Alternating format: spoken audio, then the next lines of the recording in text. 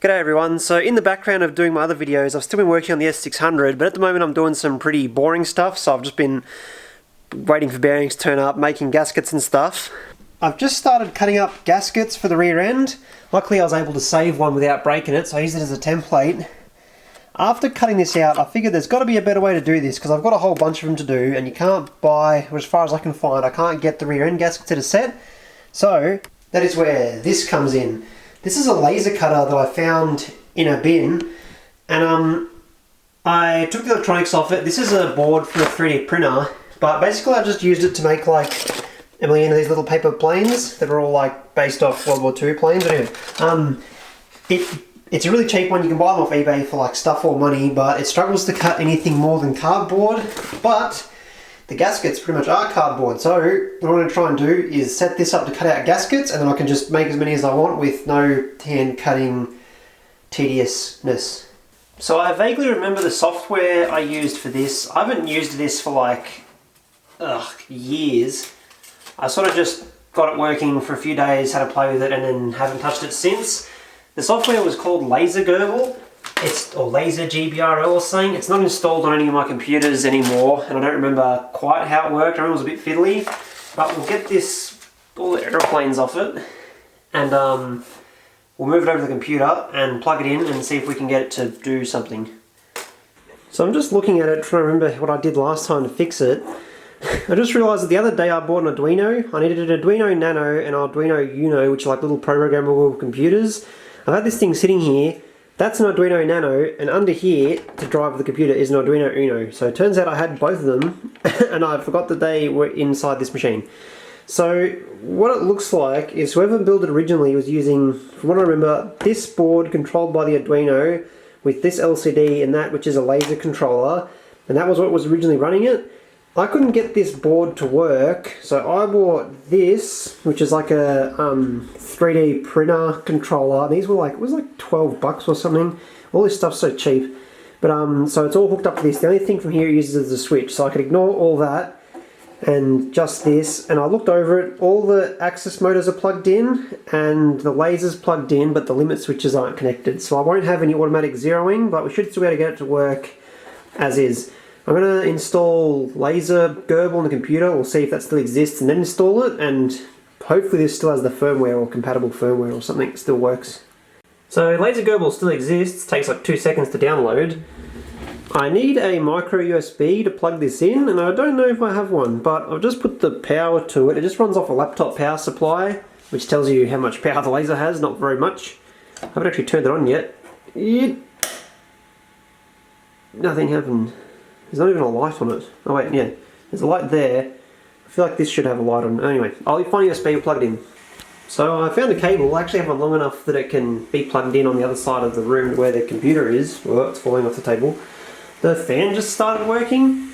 Turns out these aren't even joined together. They're just folded over each other. So I probably did that. I don't know if the laser's going to turn on, but luckily I have these. I've got lovely laser safety glasses, so now I'm indestructible.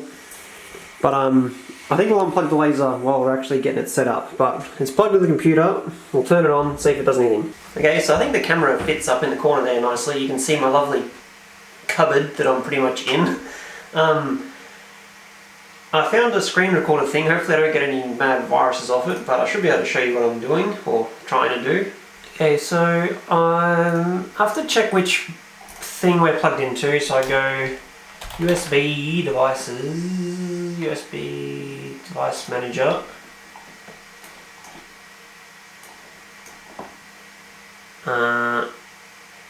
In here? No. In here? Okay, so I would expect this COM1 thing to have another drop down one that says Arduino Nano or laser something. So I don't think it recognises it's plugged in, so give me a minute. So I've got it recognising itself as a input now. I found this, I just closed it. Okay, I found a dodgy Chinese website that gave me some dodgy Chinese drivers from here to help me run my dodgy Chinese copy Arduino. And now it's coming up in the USB device manager thing as serial on COM7. So I should be able to go to the Laser Gurgle thing now. Oh, there we go, COM7, connect. And it says down here, aha, It's connected. Oh wait, the Arduino's not plugged. Okay, let's plug it all in, see if it moves it. Okay, so I've just put it all back on top of the little control board because the Arduino sort of comes off it if you pull it off. We're now connected, so if I click the direction button, does it move? No, it doesn't. I wonder if I have to re-upload the firmware that it was running. So I can't find a thing to download the software from the Arduino back to the computer. There's a thing here, Go configuration. It says configuration read successfully, so I think the board still has the software that I put on it ages ago, but I'm not sure why it doesn't move when I press the move button. Ah, the power button is off.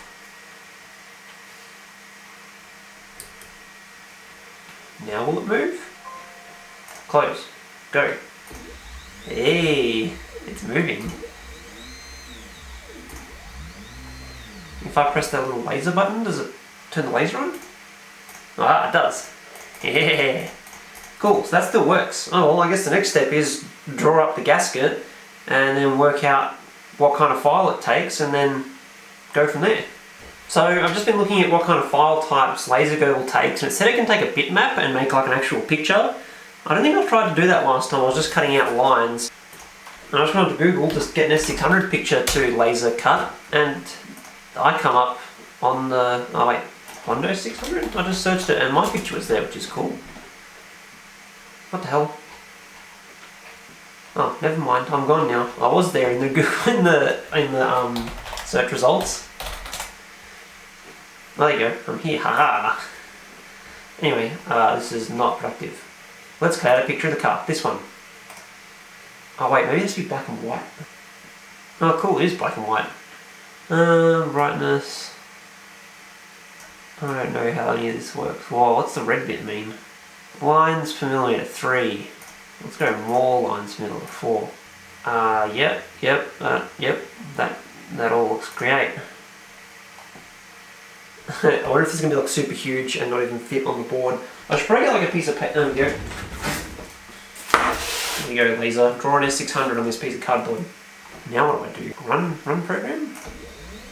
Oh, don't crash. And about to turn it off. It's going to hit the end. Off. It's going to hit the end of the thing. Alright, I'm going to play with this. This is not... This is why we can't have stuff like this, because I was supposed to be making gaskets and now I'm making a picture. But it's a free country.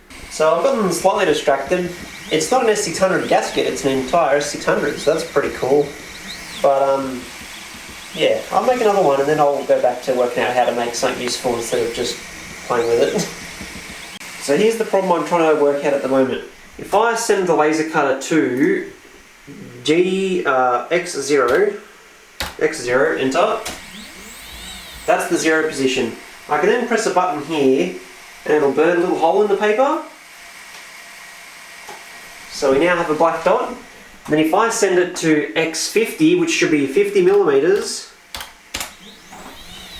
and then reburn the black dot, if I measure between those two dots, it should be 50 millimeters. Know that our laser's calibrated properly. The distance between our dots is 155, so not even close. There is a setting in LaserGurgle here that tells it how many stepper motor steps per millimeter. So at the moment it's set to 250 steps per millimeter. I'll go through and adjust that. I think it'll take a bit of playing with, but I should be able to get it so it's cutting millimeter to millimeter accurate to what I draw. So I don't know if you can see my little dots there, but I've done a bit of messing around. I've come to the conclusion that 80.3 steps per millimeter is correct for these steppers. So we should be cutting accurate now. I think that's accurate to about 0.1, which is enough for gaskets. So I guess next thing I'll do is draw up one of the simple gaskets and we'll see how it goes cutting through the gasket material. It cuts through this A4 paper alright, and the piece of cardboard, where I did this, it did burn through it, but these other ones I did, they're not even cut through the top layer, but they were running pretty fast, so it might be a slow process, but I think it should cut the gasket paper.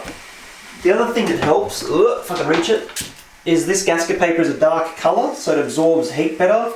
The laser always does a better job cutting through dark stuff than light stuff. because it absorbs more energy from the laser. So maybe it'll only cut black gasket paper and not white stuff. We'll find out. I'll drop the gasket and then we'll do a test. Alright, so I've done some further testing. I dropped this little shape in Fusion 360, which I really hate using, but I had a built-in thing to export straight to Laser Gerbil. I just made this little shape because it was easy. I could measure it. The accuracy's good. The curves come out good. I've done some tests. You can see this one's cut out. These ones haven't actually cut all the way. I need to cut at 100 millimeters a minute, and I have to do 9 passes. So this little piece takes about 10 minutes to cut out, which is a lot slower than I was hoping. So this is going to take like a freaking hour to cut out. This is like I think it's a 5-watt laser. For about $100 you can get a 20-watt one that will just do it in one go. So if I have much luck cutting this out with the 5-watt one, it might be worth spending the money to get a bigger laser. But I'll draw this up now. We'll start it off cutting and see what the finished gasket comes out like.